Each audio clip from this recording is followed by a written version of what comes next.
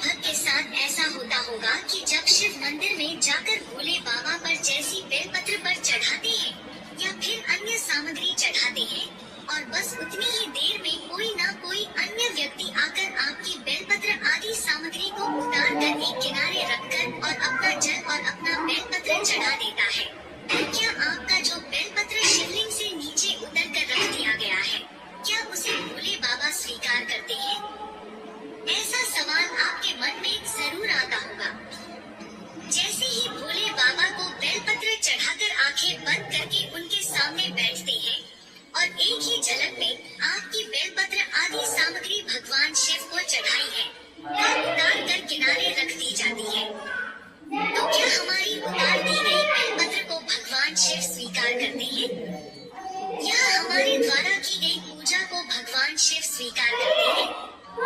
तो आज हम आपको इस बात का उत्तर देते हैं और महाशिव पुराण में भी वर्णित है कि और व्यक्ति द्वारा बेलपत्र या अन्य जो सामग्री शिवलिंग पर समर्पित की गई है उसे कभी भी ईर्ष्यावश हटाकर अपने द्वारा लाया गया जल भोले बाबा को नहीं चढ़ाना चाहिए, न ही अपने द्वारा लाया गया बेलपत्र आदि चढ़ाना चाहिए, क्योंकि जो भी व्यक्ति ईर्ष्यावश दूसरे के द्वारा चढ़ाई गई बेलपत्र को उतार देता है और स्वयं जल चढ़ता है तो उस व्यक्ति की पूजा शंकर भगवान कभी नहीं स्वीकार करते।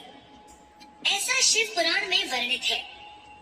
लेकिन आपको अपना लाया हुआ जल और बेलपत्र आदि सामग्री चढ़ाना है शिवलिंग पर, तो आप पहले से ही चढ़ी सामग्री को प्रेम से, आराम से, बिना ईर्ष्या के उसे सामग्री आदि को उतार कर शिवलिंग की किनारे रख सकते हैं, क्योंकि भोले बाबा उसी की पूजा स्वीकार करते हैं जो व्यक्ति दूसरे के प्रति ईर्ष्या न रखता हो और प्रेम से पूजा करता हो।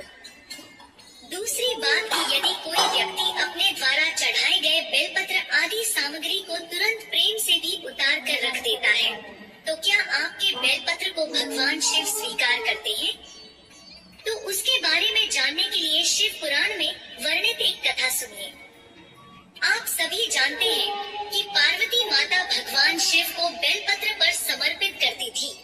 पुष्पांजलि, धतूरा आदि सामग्री जो शिव बाबा को पसंद थी वह समर्पित करती थी और माता पार्वती की सखियां वह शिवलिंग पर चढ़ी सामग्री को तुरंत उठाकर ले जाती थी। इसे माता पार्वती बहुत दुखी हो जाती थी।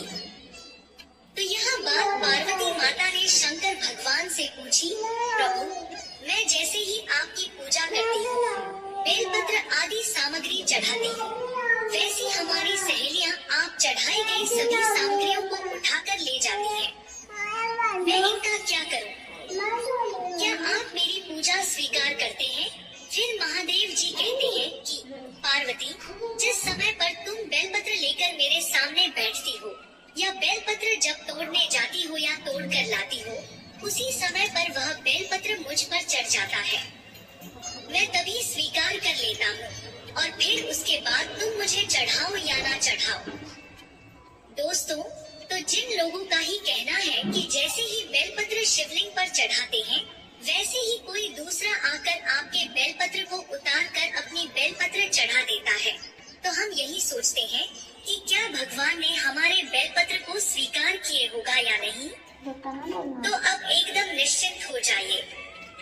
हमारे बाबा भोलेनाथ का और शिव पुराण में यही कहना है कि जिस वक्त हम बेलपत्र को पेड़ से तोड़ने जाते हैं या बेलपत्र को थाली में लेकर भगवान शिव के पास बैठते हैं, उसी समय वह बेलपत्र भगवान शिव स्वीकार कर लेते हैं, क्योंकि आपने पहले से ही बेलपत्र को दिल से समर्पित कर दिया है।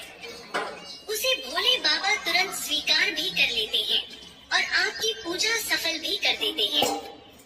तो दोस्तों, अगर आपको यह जानकारी पूरी तरह से समझ में आई है तो कृपया वीडियो को लाइक, शेयर, सब्सक्राइब करें और कमेंट में ओम नमः शिवाय लिखना न भूलें।